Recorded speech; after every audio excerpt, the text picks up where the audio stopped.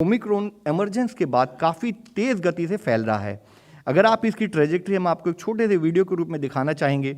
जिसमें अगर आप देखें कि प्रति रोज जैसे 26, 27, 28 डेट वाइज ओमिक्रॉन में किस गति से नंबर ऑफ देश जहां पर कि ओमिक्रॉन रिपोर्ट हो रहा है और नंबर ऑफ केसेस जहां पर ओमिक्रॉन रिपोर्ट हो रहा है, तो वह कितनी गति से बढ़ रहे हैं। और उसमें भी मुख्यतः यूनाइटेड किंगडम, डेनमार्क और नॉर्वे में साउथ अफ्रीका से भी ज़्यादा अधिक केसेस नोट किए जा चुके हैं।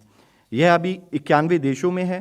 27,000 से अधिक ओमिक्रॉन पॉजिटिव केसेस दुनिया में नोट किए जा चुके हैं और यह काफ़ी कम समय में काफ़ी गति से फैलते हुए दिखाई देता है। इसी के साथ ही एक एरिया ऑफ कंसर्न भी हम आप लोगों के सामने रखना चाहेंगे, जहां जैसे साउथ अफ्रीका में देखें कि जो अभी केसेस पॉजिटिव आ रहे हैं उसमें अप्रॉक्सीमेटली 98% केसेस ओमिक्रॉन के पाए जा रहे हैं। एक स्थाई पर ओमिक्रॉन वहां पर बढ़ते हुए दिख रहा है, दूसरे स्थाई पर वहां पर एक सर्ज इन केसेस भी नोट किया जा रहा है, जैसे कि अप्रॉक्सीमेटली 24,000 के करीब cases on A daily basis वहाँ पर रिपोर्ट हो रहे हैं, जो कि पुराने कुछ दिनों से अगर हम कंपेयर करें तो एक काफ़ी स्टीप राइज इन केसेस यानी कि हाई ट्रांसमिसिबिलिटी एक नोट होती है। उसी स्थाई पर अगर हम देखें तो नॉर्वे में जहाँ ओमिक्रॉन के 18% केसेस आए हैं, वहाँ पर भी एक स्टीप राइज इन केसेस, एक सर्ज इन केसेस नोट किया जा रहा है। कनाडा में जहाँ 9.6% केसेस ओमिक्रॉन के हैं, वहाँ पर भी 7,300 के करीब केसेस डेली रिपोर्ट हो रहे हैं और हम एक हाई सर्ज को वहाँ पर भी नोट कर रहे हैं। इसी तरह यूनाइटेड किंगडम में अगर आप देखें तो पाते हैं कि कंटिन्यूस बेसिस पर सर्ज आ रहा है। ओमिक्रॉन के केसेस जो संख्या में काफ़ी अधिक हैं, लेकिन अगर परसेंटेज में देखें क्योंकि वहाँ ओवरऑल इन्फेक्शन स्प्रेड काफ़ी अधिक दिखाई देता है, तो 2.54% ओमिक्रॉन के केसेस और 88,000 के करीब डेली बेसिस पर वहाँ पर केसेस रिपोर्ट हो रहे हैं। यह ग्राफ हम आपको इसलिए दिखाना चाहते हैं, इसके द्वारा हम सबसे अपील करना चाहते हैं कि आज जरूरी है कि हम ओवरऑल जो देश की, दुनिया की इमर्जिंग एविडेंस और सिचुएशन को देखते हुए अपने प्लानिंग, अपने एक्शन में हम इसको समाहित करें और उसके बेसिस पर फील्ड पर हम उसको मैनेजमेंट से रिलेटेड कार्य करें। अगर हम देखें तो WHO की टेक्निकल एडवाइस और प्रायोरिटी एक्शन जो उसमें अभी तक बताया है, तो इससे पहले भी हमने इस विषय में पुरानी जो उनकी गाइडेंस थी उसकी चर्चा की थी। नई गाइडेंस के रूप में उन्होंने बताया है कि जहाँ डेल्टा का सर्कुलेशन लो था वहाँ पर भी काफ़ी अधिक गति से ओमिक्रॉन फैल रहा है, जैसे कि उन्होंने साउथ अफ्रीका की एग्जांपल दी। साथ ही उन्होंने बताया कि ऐसे देश थे जहाँ पर कि डेल्टा काफ़ी अधिक संख्या में पाए जा रहे थे केसेस, जैसे कि यूनाइटेड किंगडम, वहाँ पर भी डेल्टा को रिप्लेस करते हुए अब ओमिक्रॉन के केसेस अधिक संख्या में आ रहे हैं। तो जिससे यह एक संभावना लगती है कि आने वाले समय में ओमिक्रॉन डेल्टा वेरिएंट को जहाँ जहाँ अधिक केसेस फैलेंगे वहाँ रिप्लेस करते हुए हो सकता है दिखाई दे। इसी के साथ ही जो एक अगर हम देखें काफ़ी हद तक एक पॉजिटिव न्यूज़ भी हम इसे कह सकते हैं कि जो अभी तक WHO की एडवाइस है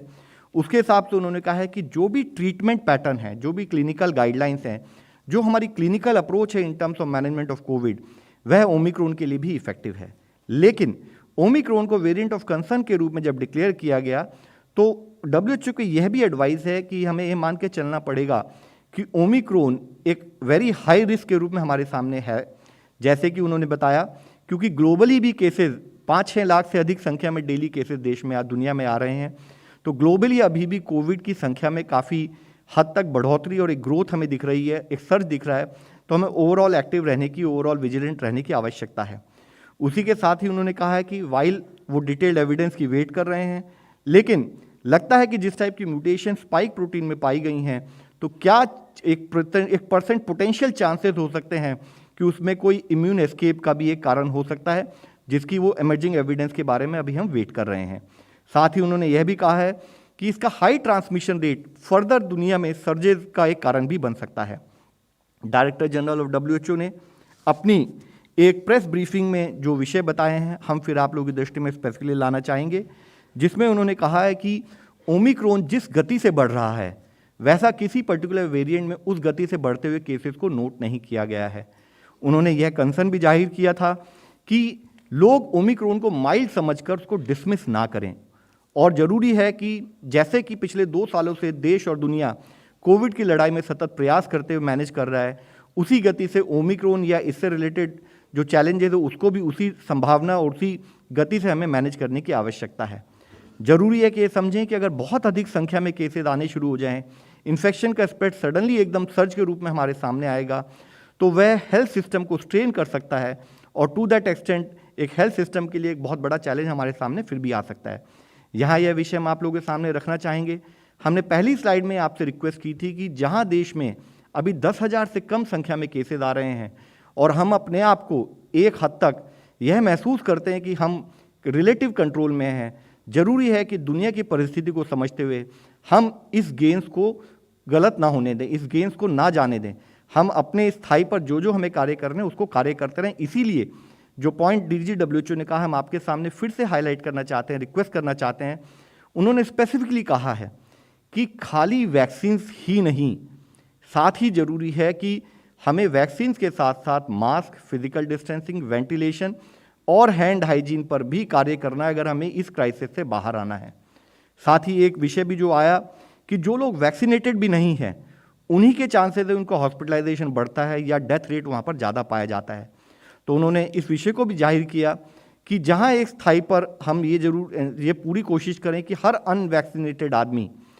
वैक्सीनेशन ले और साथ में हम मास्क, फिजिकल डिस्टेंसिंग, वेंटिलेशन और हैंड हाइजीन पर काम करें।